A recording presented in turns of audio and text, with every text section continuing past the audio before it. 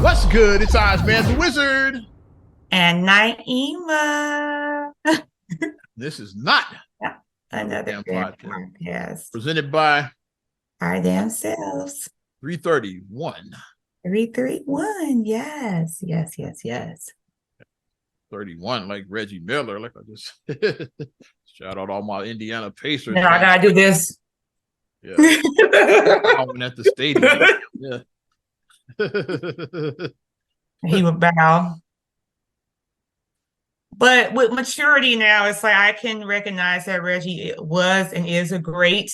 I couldn't stand him at the time because I hated Reggie Miller because of what those Pacers did to my Bulls. Yeah.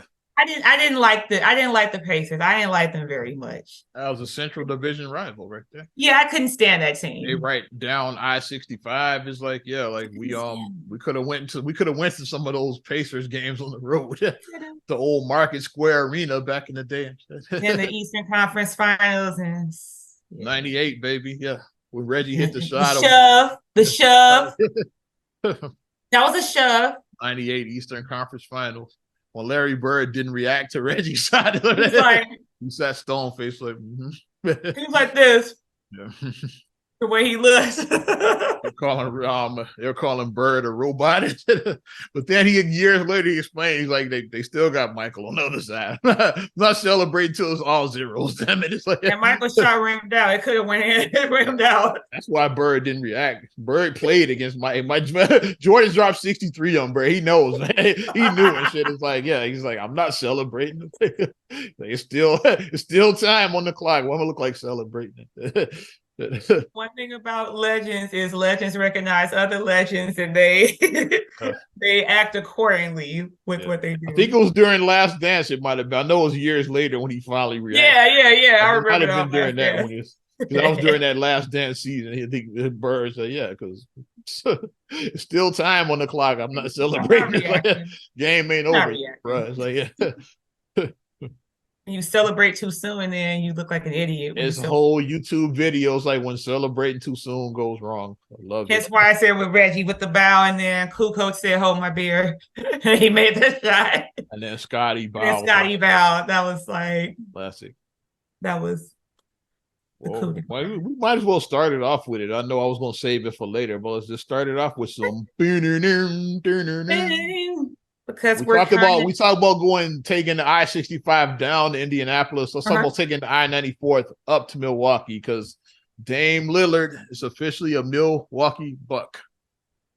Yep. Fear the deer for real. Fear the deer for real, man. Shout out Mike Love. I know he was probably somewhere celebrating that shit. Like with his antlers on or whatever. Don't they have like antlers on their hats or something? Loyal listener to the podcast too. Shout out to homie Mike. Yes, we love Mike Love.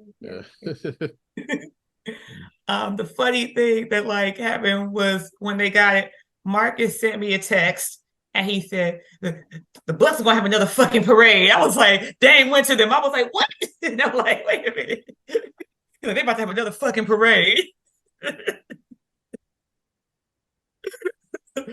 was immediately like where he texted me, and then I found the story. I found Woj. I think he sent me the link for Woj, and then I looked at the story. I was like, oh yeah, I went to the Bleacher Report, and then they had the link to Woj's Twitter on there. I trust Woj. Like if it's something, if Woj said happened, it happened. I trust his whenever he makes a statement.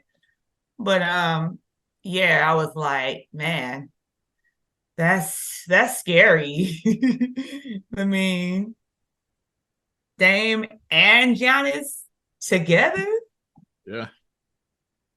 Trying to pull up the transaction. You still got some other. We still got Bobby. They still got Middleton is the third. Middleton. You still got Crazy Eyes. It's like, Bobby Portis, you still got Brooke Lopez. It's like, yeah, you kept a lot. You kept a lot. Yeah. You didn't have to gut the team to get him. It's like you still kept a lot. Yeah. As I'm trying to pull up. Like I said, I do that drive. I do, well, obviously I don't go all the way to Wisconsin, but I mean, I'm on the Edens quite often for work. And it's not a long drive to Milwaukee from Chicago. It's not a bad Did it drive. before we went It's to easy. the Brandon Jennings At the Bradley Center. Yeah, we went to the that old game Bradley Center. Yeah, we when the made that. Bulls were like 2011. I want to say we Yeah, went. it was Derrick Rose is still there. Yeah, I was like, Yeah, yeah, it was around 2010, yeah, 2011 by the time we went. yeah. So may Yeah. have to make that drive again. I'm gonna start looking at prices of tickets. See how these fucking Bulls look before I make a decision on that shit. I still want to go. I want to be outside. I don't know if I'm driving to see bombs, but I get what you're saying. I want to see how they look first. Yeah. Well, I want to see Giannis and Dame. That's what I'm going for. I haven't seen Giannis play live. Okay. So I want to see Giannis and Dame.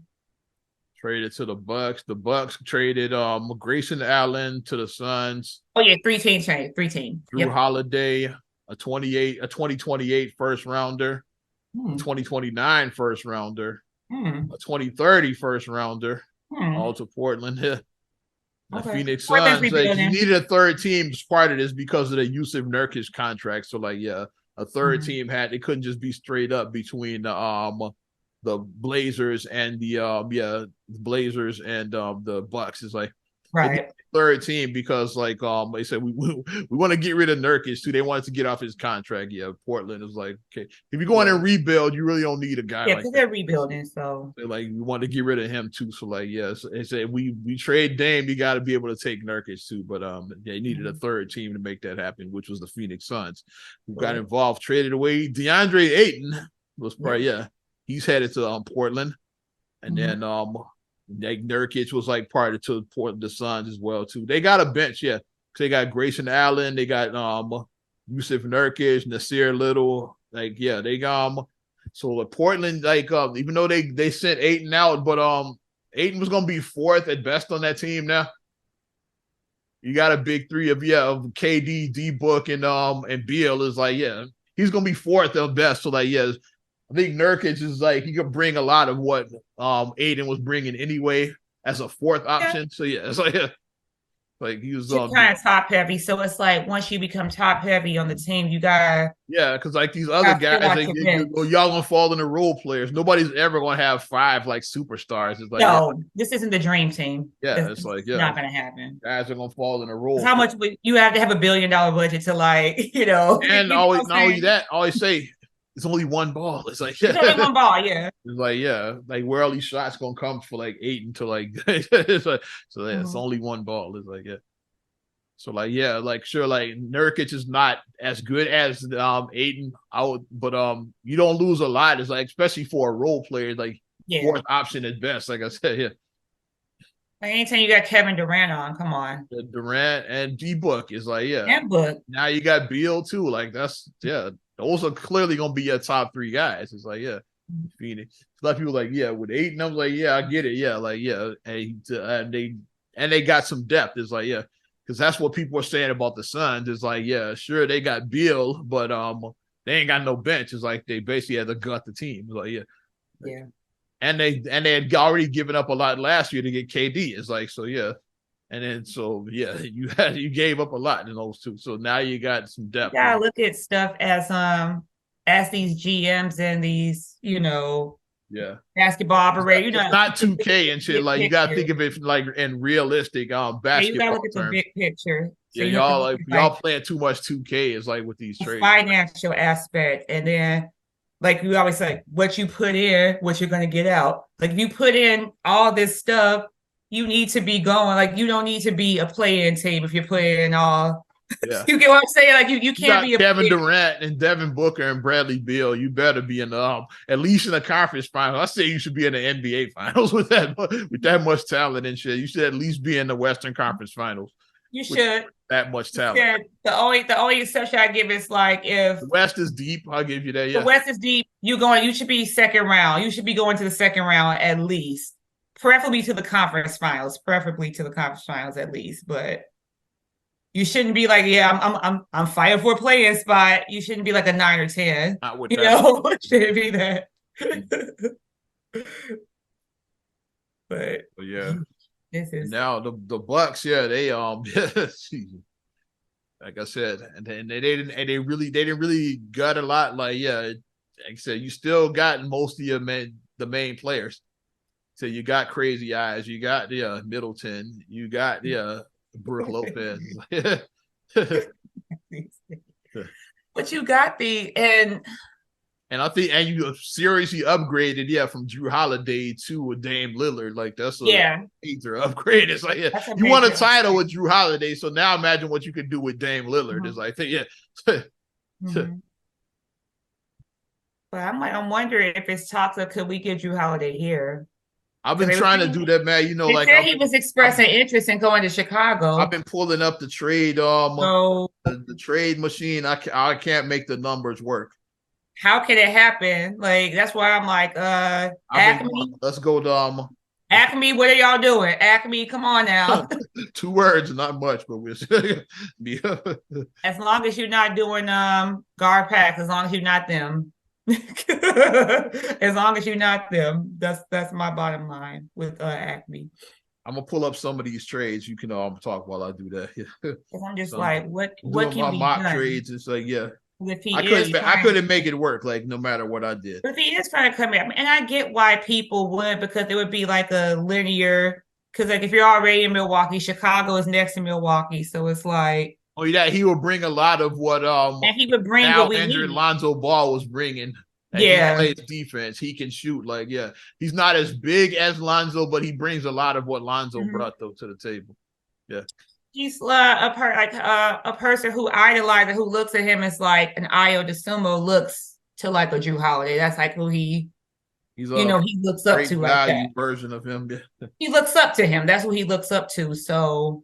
And Drew is a complete player. He's a complete player. He is. So he would definitely fill that void because the Bulls definitely need a point guard on this team. We still are void of a point guard and amongst some other things. But that's the glaring hole, I would say, is trying to fill that point guard position. But the thing is, best case scenario would be like if Portland buys him out, like that would be like, then you just sign him outright. It's like, but making the trade work, I couldn't come up with make the math. Like the guys I included, because like they only have certain guys they can trade because like the free agent, how it works is like it's like Kobe White, Ayo, and New Vooch, like they're off the table. They just resigned.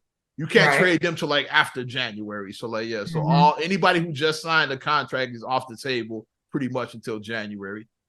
It's like you can't trade any of those guys because the salaries would work for like a Kobe White. If you like Kobe White and Lonzo would make it work, but you can't trade Kobe White in January. It's like you just resigned him. It's like, and then I was looking, what about Caruso? It's like the money didn't make sense because Caruso was like Caruso and Lonzo.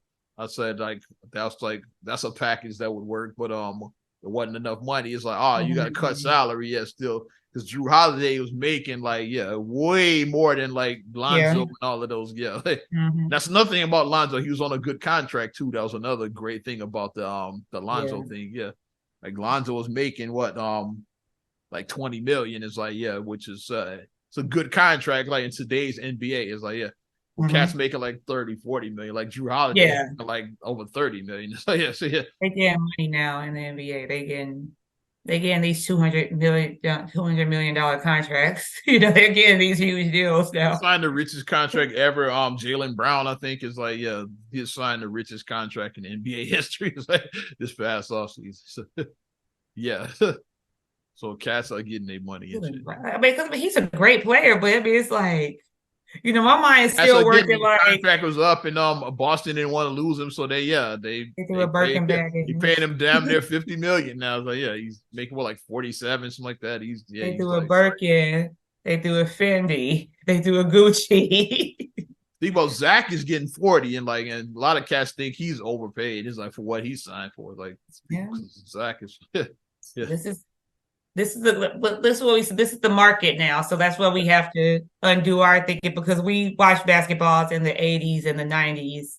We've been watching a while. So like our mind is still like That's so much, you know what I mean? But that's the going. Yeah, Michael Jordan only made like 2.5. Like He you can't retired. go like 30 years ago. And then like, but in the end of his career, Before a lot of these he was the highest paid player in the league. Like in the end of his career, you can't talk about like during the first three-peat when he was getting like 2.5 million. That was 30 years ago, the early 90s. So like I said, a lot of these players we're playing now weren't even born when Jordan won his first ring.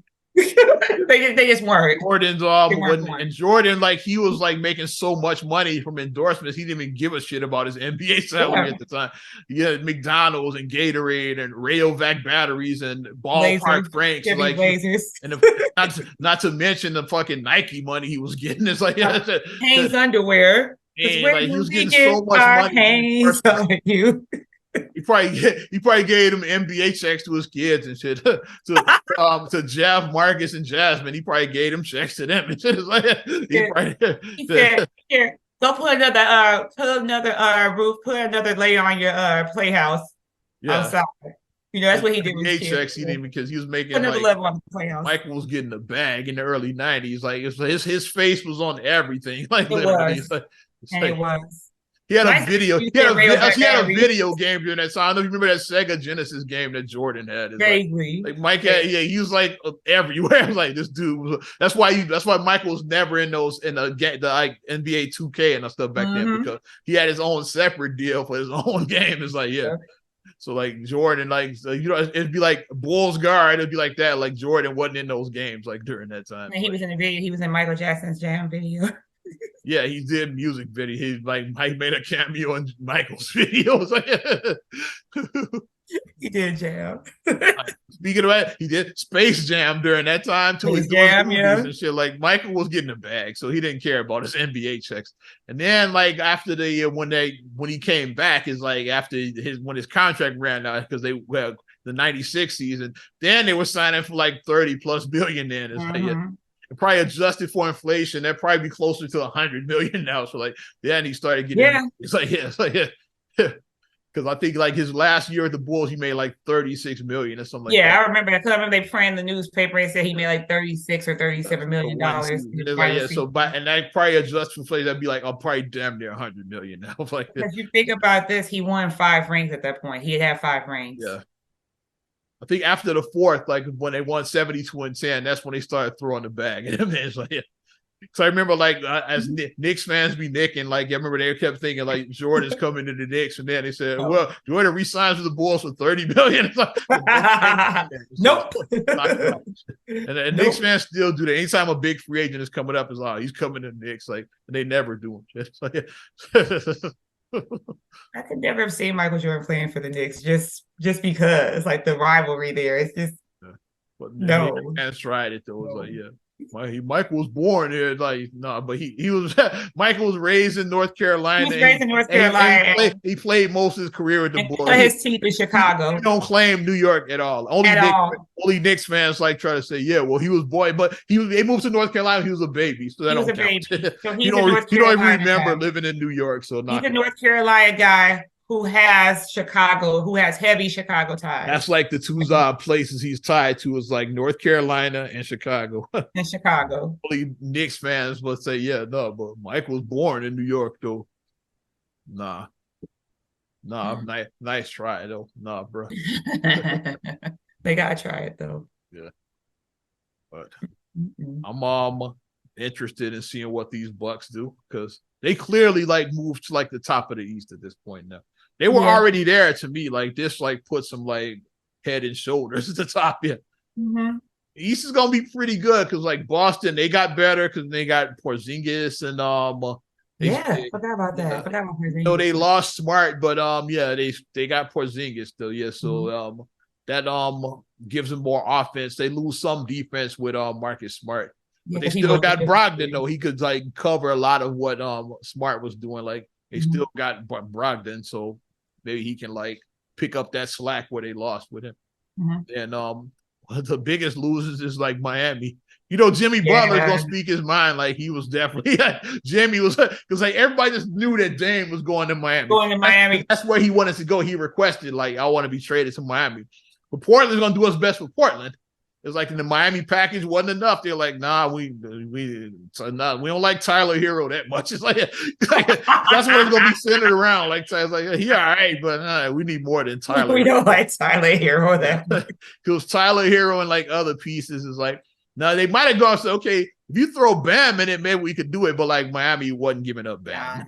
That's they play rim protection. They wasn't giving it. The thing I saw that made me laugh was I just saw the meme that said, Miami, what happened? What happened, Miami? Y'all was in there. You were so in there. But what happened? I want to see some Pat Riley memes. You know, he's like somewhere. Throw some Riley. Slip back. Oh yeah, his hair ain't gonna get messed up even when he's pissed off. It's like the hair is still gonna be perfect. He still got the nice hair. It's just silver now. He got the season silver fox now, but he still got the Pat Riley hair from the 80s. Shout out, the HBO series Winning Time. It's about the Showtime Lakers with Adrian Brody plays Pat Riley on there. We're doing it though. Classic. Got canceled though. I saw that they. I know after season 2 they can't. Yeah, like cause I wanted to see like the progress. Yeah, because you want to see like from like Magic's rookie year up to like when he retires. Like after retired with the HIV. Want to see how. Yeah, you want to see. I wanted to see the HIV announcement. That's what you want to see with Magic Johnson. Yeah, that was such a pivotal moment in history. Just seeing him retire because he was HIV positive. It's definitely one of the biggest NBA moments of all time, but probably one of the biggest moments in TV history. Just Magic up the press conference announcing his retirement because of HIV is like that. Like because then it really, really humanized HIV especially to a lot of people who look like us, like black and brown people. Before that, it was like looked at as like a gay disease, like a white man's gay disease. White men is like you didn't look at it as like that made it like whoa, like it humanized it. It made it more relatable to the black and brown communities. Yeah. So yeah, but it's just awful that because I guess now I can watch the whole series now. Yeah. It's kind of like sad that they don't get another season. I know it's excellent. Yeah, I think this writer/actor strike is fucking a lot of shows over. That like a lot of shows are going to end up probably getting pulled. Writer strike's over, by the way. We're going to get into that in a minute. It's like because whatchamacallit, they said they're not bringing back Run the World. Starz announced that they're not bringing back Run the World, and I like that show. So effectively, I canceled my Starz subscription because I'm like, that was a show I watched, and I'm like, let me save that $11 a month. Yeah, I'm trying to you got to be strategic with these. It's like I'm trying to wait because Power Book Force is on now, so I'm trying to just wait till all of the episodes come up and then renew my Starz and then binge it and then cancel it. Like pay for 1 month and then cancel it. You watch it all at one time. So I'm trying not to I'm trying to wait, but people still pull spoilers sometimes. So I'm trying but to the thing wait till they go. The thing I do like about subscription, this is like a financial tip for people. The other thing I do like is that you can cancel anytime.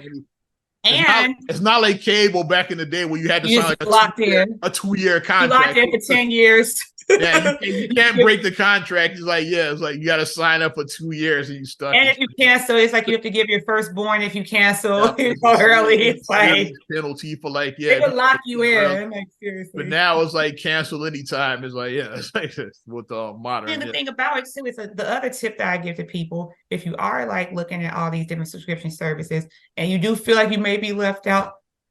Throughout the year, you'll see pop-ups in your Facebook feed, your Instagram feeds that said, hey, enjoy Starz for 3 months for $2. You'll see, those promos come up and then you could just hop in right there. Watch Power Book Force. Shout out Tommy. It's the Chicago one. Because they do that because when a show is popular, and then they'll do it to try to draw more customers. And, hey, enjoy Starz on us for $5 for 6 months. Yeah. So then hop in right there, get that $5, get that 6 months for $5 and hop in right there and get it and do like that. So, but like you were saying, with the strikes and everything, but we figured that something like this would probably happen because this is the first time in our life, they say in probably 60 years that you had both of the two of the unions striking simultaneously. The writers, they've been on strike since May. They've been out for a while. And then over the summer, like the SAG after they went on strike is like, like during the summer. So yeah, and they've been on strike probably now about like 7-8 weeks. It's probably coming up on that. Yeah. But the Writers Guild, they came to an agreement, them and the studios, like they I didn't get all of the terms, but they have come to an agreement because what they wanted was like, better pay.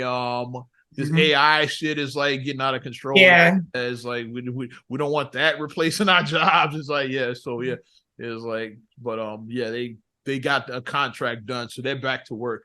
And now, like some of this late night shows, they already coming back because like Bill Maher returned on Friday. Okay.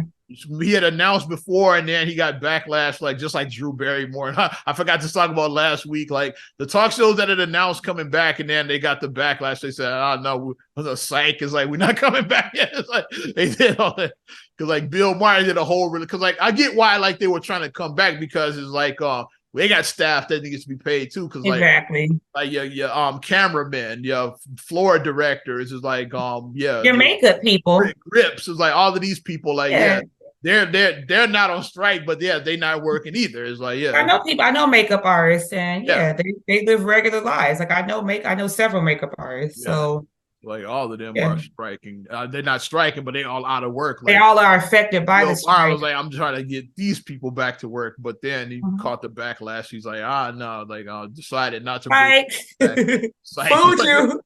And then when the writers strike, it's not April Fools. And then he came. Now that then they said, well, now the writer's strike is over. So okay, like now we get back to work. So he did his show Friday. It was the first Bill Maher show, like probably since like last spring or whatever, like whenever like his season wrapped before. So So they and probably the other late nights like Fallon and all of those are probably gonna start coming back. Kimmel, Colbert, all of those guys are probably gonna start coming back now too. Because the thing about AI is that how AI should be utilized, how I feel honestly, is that computers can be used to make your jobs easier. Yeah. However, a computer cannot replace a human. Like you, as a DJ, you can talk about this. You talk about saying that it is stuff that you can put in. They can do like automatic mixes. Yeah, they have songs, do all that. Apps that blend the songs on beat and everything. Is apps that'll do that. Yeah, but always say that it'll never replace a DJ because with technology you cannot read crowds. It's like cannot read human emotion. It can do the job, but you can be like, but like a DJ can look like they ain't feeling this. You can switch it up. It's like But what's like the thing that computer ain't gonna know if they're not feeling this shit? I'm gonna give you an example. I'm gonna throw out a thing. If you're playing Blow the Whistle, this is what you do when you play Blow the Whistle. What's my favorite word? You hit the thing. Yeah, computer is not gonna do the what's my favorite word. Bitch. Yeah. The computer is not going to do that, like because that's the part everybody likes to jump in. Bitch, everybody likes to do that on that part. Like certain songs that have that part, that's a perfect example of Blow the Whistle. It's like certain songs you gotta. You did at my party. What's my favorite? We were getting it. It's like, but so that's a perfect example. I say that's why I say computers can't ever 100% replace a human emotion because humans read on emotion and I have those apps that do that. Is like, but I don't use them. Like, not when I'm working a gig. Is like you put those on like cocktail hour or something like that. Yeah, cocktail hour, like at the reception. Like, it's or like what I like to say too, like if you have a smaller operation, like if you're like a mom and pop bar and you can't afford a DJ, is like you put that on. It's like because a lot of small bars, but you don't want to just put a playlist on, so then they'll put that on. It'll blend the music like these tiny like hole in the wall bars that can't afford a DJ. Yeah, DJ, if you're only making $2,000 a week at your establishment, you're not gonna pay half your budget. You're not gonna give a DJ $500 of that $2,000.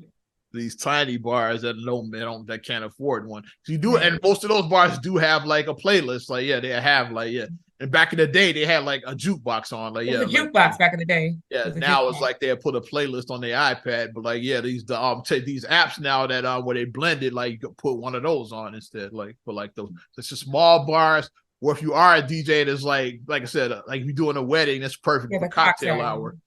like put the app on, and then like people like mingling, doing their thing. Cause you don't have to like rock it like during cocktail hours. Like it's like cocktail hours like put like easy listening music. Like you put on like some nice and Maxwell Ascension is like a good song to play during a reception because it's like a nice groove. You don't want to be lit during your reception. Like put some smooth jazz on during that time, like some nice Sade. Yeah, you can put on. Put something like that on. It's like like those like good for cocktail hour. And then you You're put it on with get low on during cocktail hour.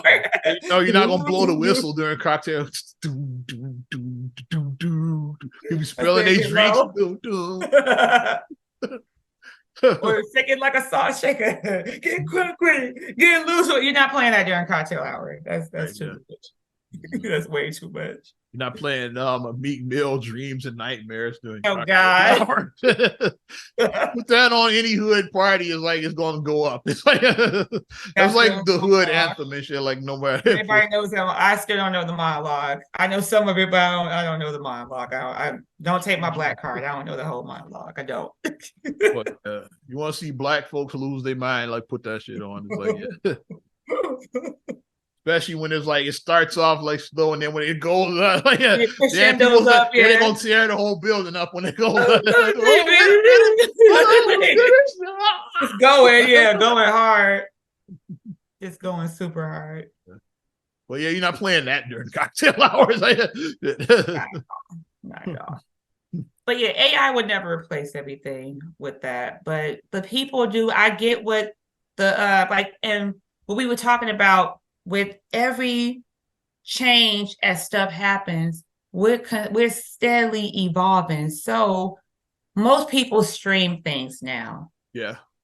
So obviously, if a contract was signed 5 years ago, even just 5 years ago, streaming was not really a super big thing 5 years ago. I mean, that's what the actors are like. I think on their side, it was starting maybe 5 years ago. So definitely 10 years ago. Yeah, let's say they signed a contract 10 years ago. Let's just say that it's like like just SAG after. Let's say like it was 10 years 2013. Like streaming is way bigger now than it was then. It's like. As a matter of fact, when you look at like the Oscars and the Emmys, is like a lot, especially the Emmys, is like most of the nominations are going to like streaming. It's like like all the hot shows are like like a Netflix original or like it's like Hulu original. It's like those are like getting all the nominations. Like streaming is where it's at now. It's like it's like you're not gonna see like traditional TV is not gonna get many nominations. Like ABC, NBC is like they're not gonna get a lot of nominations. Like most of the nominations are going to streaming. It's like it's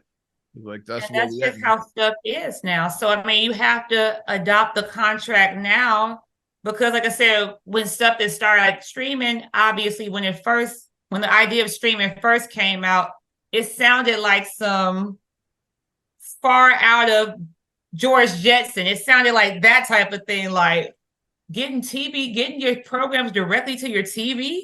Like it sounds crazy when you say it like that. But who's gonna watch TV through the internet?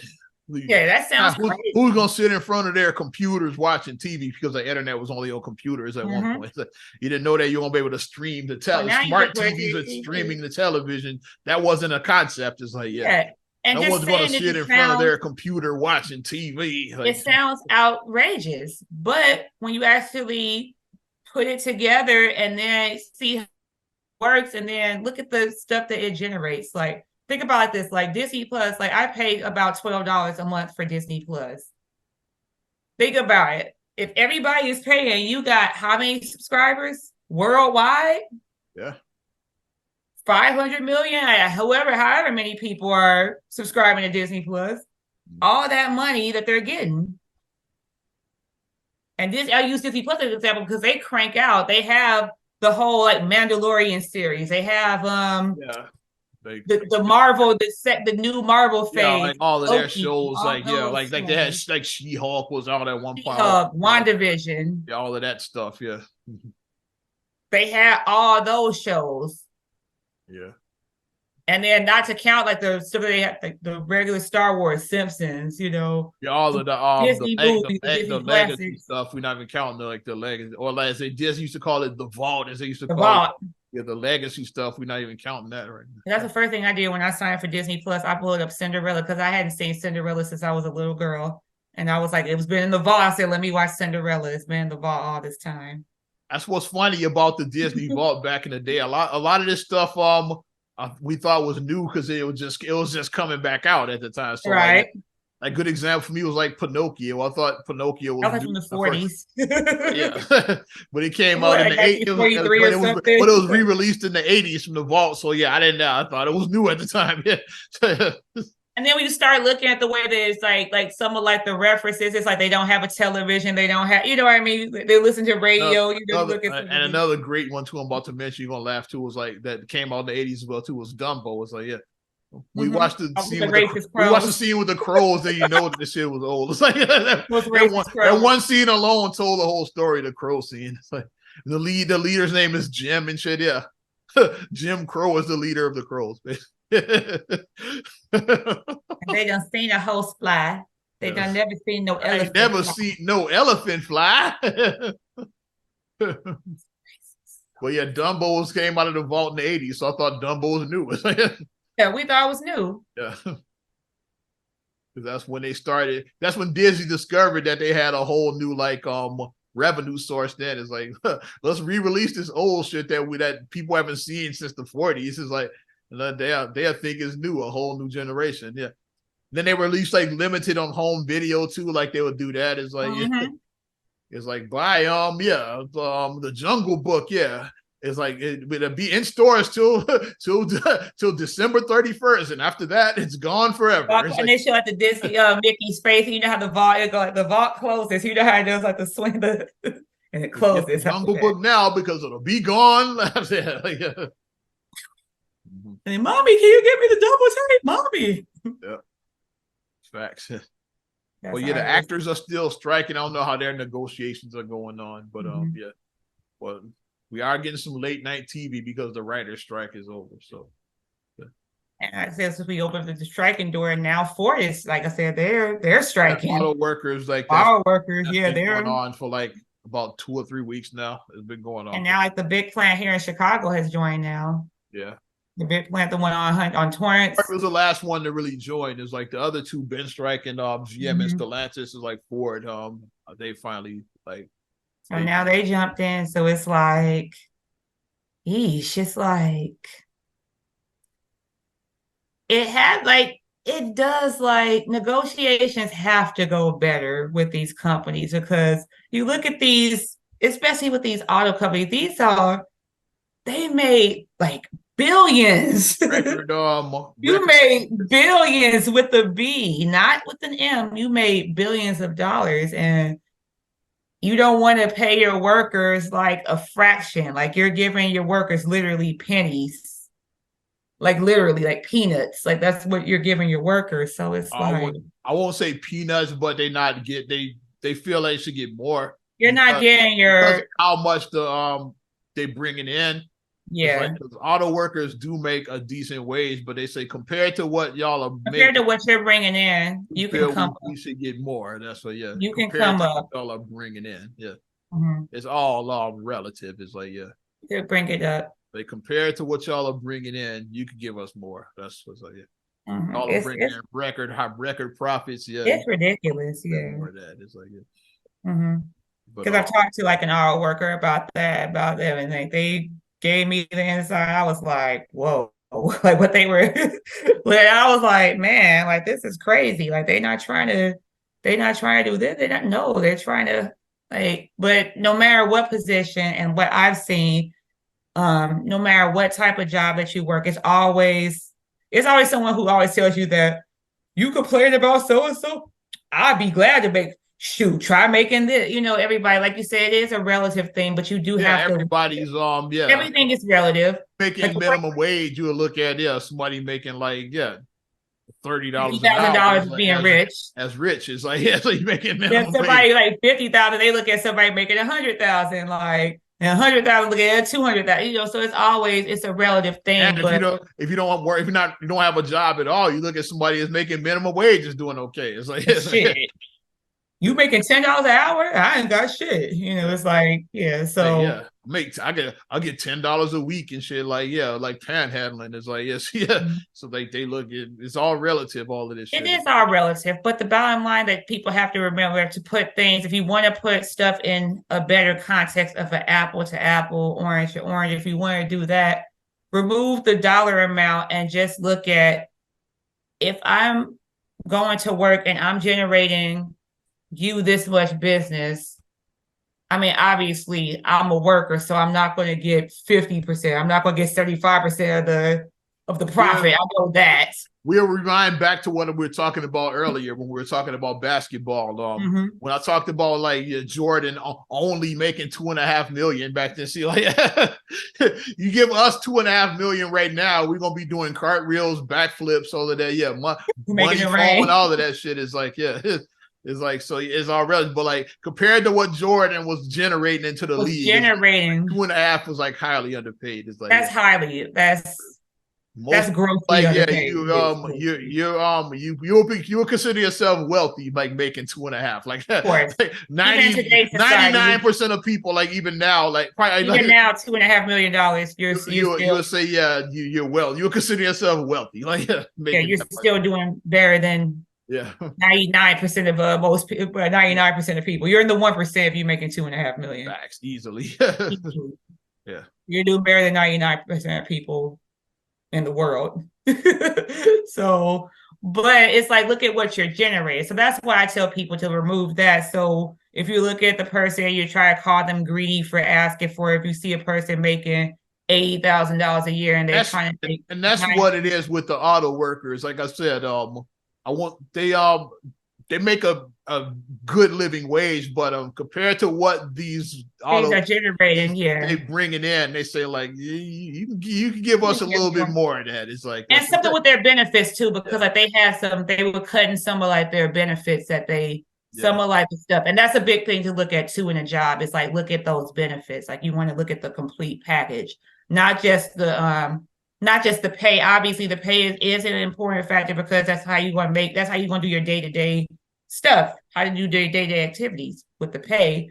But you want to look at the big picture. So insurance is a big one, obviously.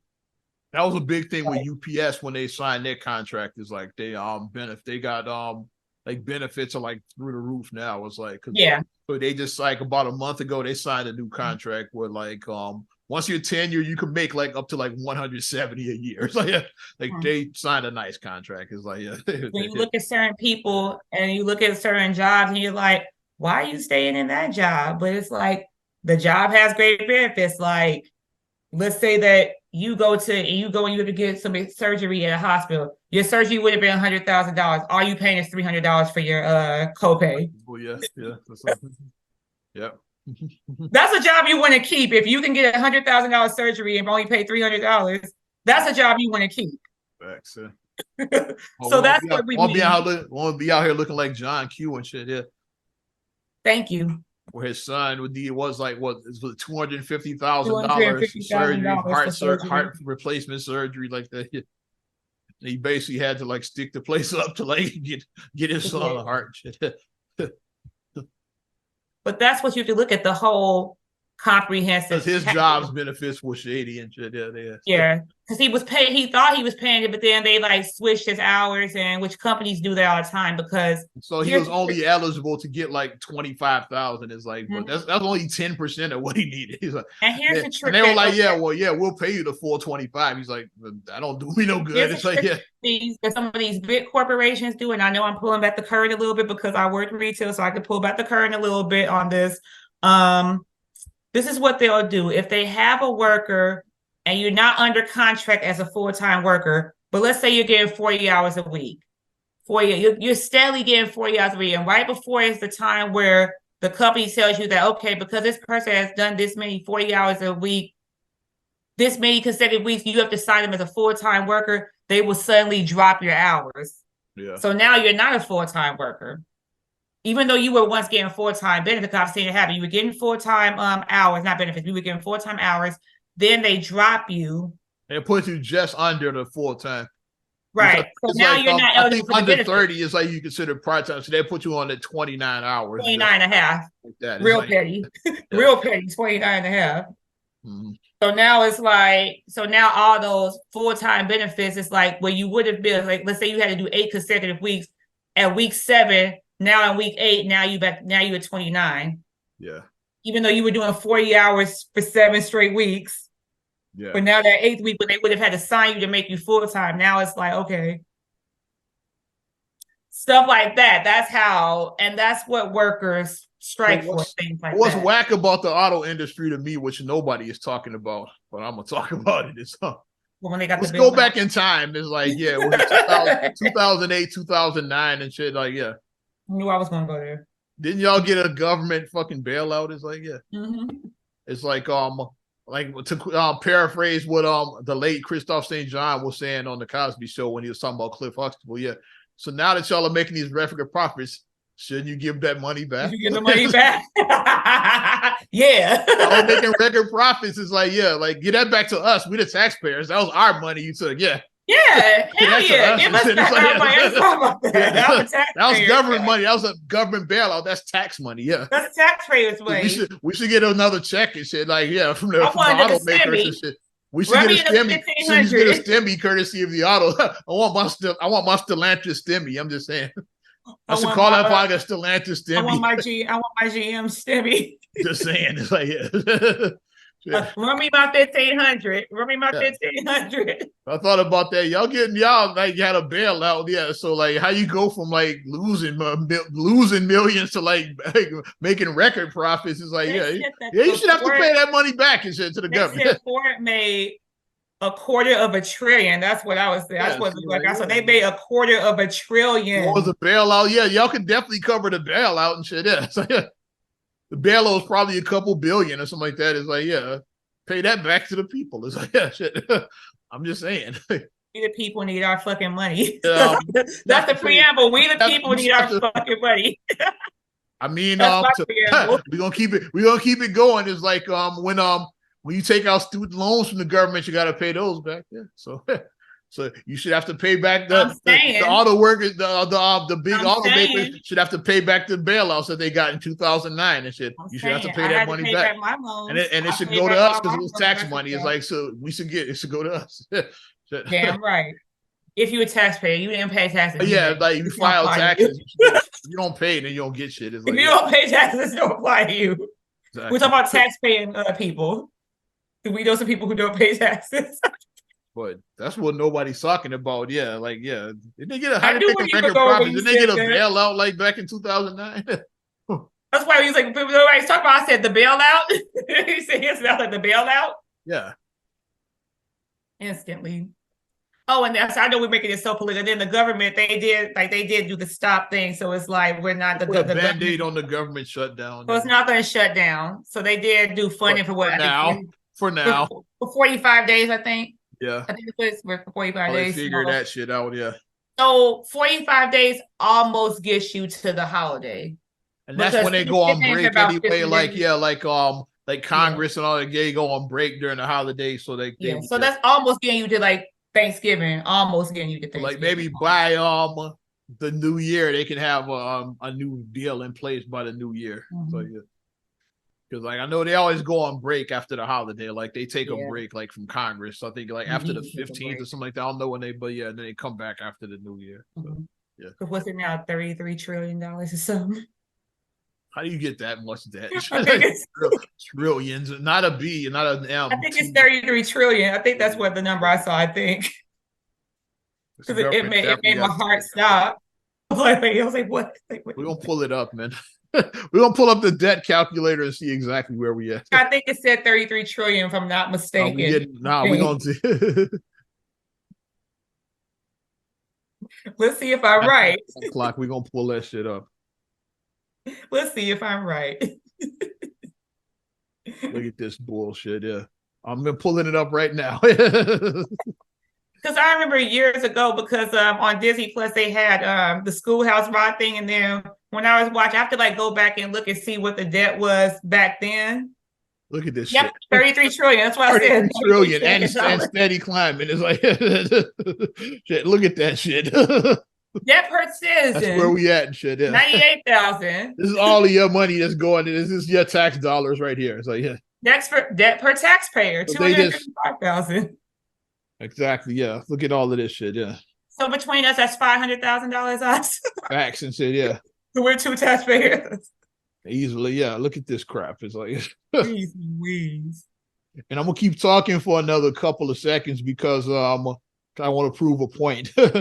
This really, since I pulled this clock came up and we've been talking, the government has just spent another $1 million in that time. Oh my gosh. This was at 1 million, now it's at 2. So like, yeah, it just went up $1 million in like what, like a minute or something like that. Like, see how fast that was? I didn't even have a clock up that long. It went up $1 million that fucking fast. It's like, you spending $1 million a minute, you got a spending problem. Goddamn it. When I'm gonna go back and watch the Schoolhouse Robert Lewis show because it was called Tyrannosaurus Debt or something like that. Yeah, it was like a play on Tyrannosaurus Rex, but Tyrannosaurus Debt is what it was called on Schoolhouse Rock. So I'm gonna look back and see in comparison because that was the 70s, obviously. So I'm gonna look and see like what it was back then, like what it was like in comparison to now. I'm gonna look and see. The 33 trillion we had now was like. And it went up $1 million that little time I had the clock on the screen. It's like, don't buy nothing, don't do nothing extra because like the auto rates are like the R rates are like 7% now for like a car. Yeah. Like housing. The houses are like 7% for like a house. Everything's up. It's like, yeah. Bottom line, don't buy nothing if you don't have to buy nothing. Yeah, if you own the car, if you're already in your house, like less than shit, yeah. Like I bought my house last year, and then I bought my car a couple years ago. So I'm holding. I had to buy a car this year, so I feel like an asshole. I had a car that was paid for before that. I was pissed off about that I had to buy a car with these whack ass rates out of control. It's like I got one paid for. I was like, yeah, I'm good. It's like, and then cars be carring and shit. I'm holding on to mine. I'm like, yep, all my stuff. Here's the recommended service you need at this mileage. Yep, I'm doing everything recommended. I'm keeping this car. Yep. Nope, I'm not gonna. No way, Jose. I'm gonna keep my car. Oh my gosh, like, but yeah, it was good that like we jumped in on like the fight because a lot of people don't know about what's going on with the financial stuff. So occasionally, I like to hop in and talk about stuff like that. I don't fancy myself an expert. So don't say that Oz and Naima gave us some bad advice about. We just, I just pulling up. I am not a financial expert. Not at all. All I did was show you what your I'm not an advisor. How much money your government is spending, how you spend $1 million just like while we were running our mouth for like a minute. Yeah. $1 million is gone. It's like $1 million is gone that quick. It's like I said, pay people their money that they deserve. If you can limit spending on things, limit it. Like I said, cut those subscriptions if you're not using them. Do your stuff responsibly. Yeah. But I don't know if you saw this. A blast from the past, like I said, switching gears a little bit. Somebody who was affected financially while they originally closed. Did you see? Toys R Us is supposed to be planning a brick and mortar to come back in the next couple of years. I haven't seen that shit. I saw the story. Yeah, they were saying that Toys R Us is trying to plan to bring back a brick and mortar to like, I think 15, like to bring back 15 flagship stores, I think. Interesting. So the idea is out there because like we said, Toys R Us was part of our childhood. Like we have fond memories of walking, like you can smell, when you walk, it had like a certain smell. So when you walked in, you saw the bikes like right here when you first came in, just walking through that Jeffrey was right there. You just saw like just like the cool toys, just seeing a whole store just dedicated just to toys. Not a small section. Yeah, it's not like the kids won't have, like you said, that what we had is like with like your kids, like they like Walmart is like the toy store to them. It's funny like, thing. when I was telling Ariana, because like when I was pointing out the beauty supply house on 87, I was saying that used to be Toys R Us. And I was trying to show the kids that, yeah, that was Toys R Us right there. Like Walmart, right? They said that's exactly what Ariana said. I said it was a toy store. She was like Walmart. I said Walmart is not a toy store, Ariana. Walmart has a toy, has like a toy section and shit, but you had a whole store that was basically like that section. When she said that, like Walmart, I said, no, baby.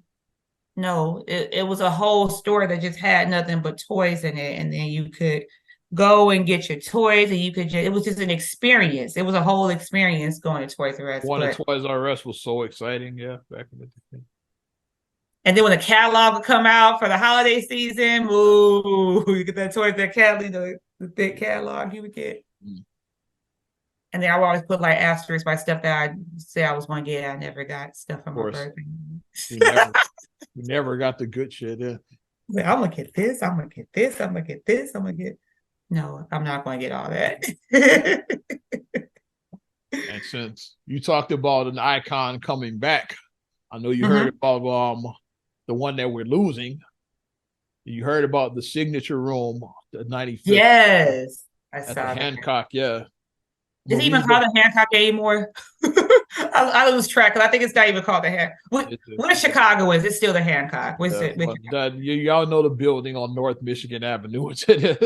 Y'all know it. I'm going to read the letter that they posted. Yeah, it's with a heavy heart that we announced the permanent closing of our beloved signature room at the 95th, effective Thursday, September 28, 2023. So that was this past Thursday was the last. It was just abruptly. It was so abrupt. Yeah. For over 30 years, we have had the privilege and honor of serving Chicagoans and visitors from all over the world. Unfortunately, after the closure of our city's restaurant due to the COVID-19 pandemic, we have been faced with several economic hardships and challenges that have been greater than anticipated. From the bottom of our hearts, we thank you. We want to thank you for your support over the years. So that's what they posted on their door. When I saw that, and I was like, I was like, they just abruptly closed Thursday, just like. They probably, like you said, they've probably been trying to dig out of a hole since 2019. I mean, since 2020, yeah. 2020. They were trying to dig out of that hole. It's like, yeah. Because like after COVID shut everything down, they've probably been barely like robbing Peter to pay Paul. Yeah, probably. For the last 3 years, I've been there a couple of times to the signature room. Yeah, but I haven't spent a lot of time there. Like I went a couple of times too. On my own cell phone, like my old phone, I took a picture of inside. I took a picture to get the view because I was like, click. Because it was a beautiful view up there. Yeah, because you could see 4 states, I think, up there. Yeah, you can't see because Illinois, Wisconsin, Indiana, and I think Iowa. I think that's the one. Yeah, I think you can see 4 states where you're. Like that, yeah. Yeah. Yeah. But. Yeah, signature room closed. I saw that. I was like, oh, that's big. Yeah. Wow. But I mean, you do have to think about a lot of restaurants did face a lot of hardship because of this pandemic. A lot of people just never really recovered after it because you think about it like this. I mean, if it's a restaurant that obviously has a name and that, had like a huge following, they were able to survive, but especially something like that, because the signature room was all about the experience. Yeah. On the 95th floor, looking out at the looking at the views. Well, like a place like that is not going to be able to survive carry out only. That's what a lot of restaurants went to during COVID, like a carry out. But a place like that, it was about the experience. People went to the signature room not necessarily for the food, but for the experience. Like looking out over, the view and all of that. Yeah, that's why you went there. Oh, look at Navy Pier. It's Navy Pier right there. Oh, look at this. Look at that. Look at that. Look at the bean. It's like, like the view is what you went for. It's like, Oh, I can see the fountain. It's like that's what it was about, but not like you said, trying to do the carry out. That wouldn't have lasted very long because people were going for the experience. Like other restaurants, like if you were going to the Cheesecake Factory or like something like that, you just order online and go and pick up your food and then leave. Yeah, that's why other restaurants survive, because they switched to a carry out. Your curbside picker. You don't even because remember at first it was like curbside picker. You don't even have to get out your car at all. It's like, okay, you order your stuff and then my car is a white whatever. They'll bring it out to you. Yeah. a white sedan with license plates, and then people come out and bring your food to you. Yeah. But not so much now. But that place was about the experience. So like a carry out, they probably didn't get much business during that time. They probably tried it, but like people don't go to the signature room for the food. It's like for the food, not at all. For the experience. It's like it's just the times is changing. But the thing that did make me laugh, I don't know if you saw the meme right after that somebody created. They put a Spirit Halloween banner on the Hancock. That's funny. The Halloween. That was fast. Yeah, the Halloween pop-up ever. I did see that. I did see that. That was like. I did see that. That actually made me laugh because if you don't know, spirits they come quick because when H.H. Gregg closed on Cicero over there by Ford City, like the next week they were like a spirit, like the very next week it seemed like. Yeah. I'm like, dang, how y'all get here so fast? How don't spirits be going for the Halloween pop-up so fast? Yeah. That was a little giggle story for me. But I think I'm done. Yeah. I had some other, I'm ready to wrap. Yeah. Not another damn podcast. Leave all this other shit on the bench. Yeah. Pack away you. No. Yeah. 331. Yeah. Definitely appreciate you supporting Not Another Damn Podcast. You want to support us further? You know what to do. Give us a like. Also, subscribe, share, rate, review on all your platforms. I'm talking Apple Podcasts, Spotify, TuneIn, SoundCloud, iHeart, TLC Talk Radio. What up, Tasha? Hey. YouTube and your Amazon Alexa devices. Follow me at Ozman the Wizard on Instagram, Twitter, and TikTok. Oz Radio on Snapchat and Facebook as well. You know how I do it. Can't stand the idiots. I'm just saying. Hey, you can check me out MSIMA8626 on Instagram, Twitter, and TikTok. Also, SERAGULLEY1 on Twitter, SERAGULLEY7 on Instagram. Also, please like the Straight Gully Facebook fan page. Check out straightgully.com for your blogs and your vlogs, and for your video production needs, check out straightgullyproductions.com. I'm Ozman the Wizard. And Naima. We will talk to you later. Bye. I'm gone.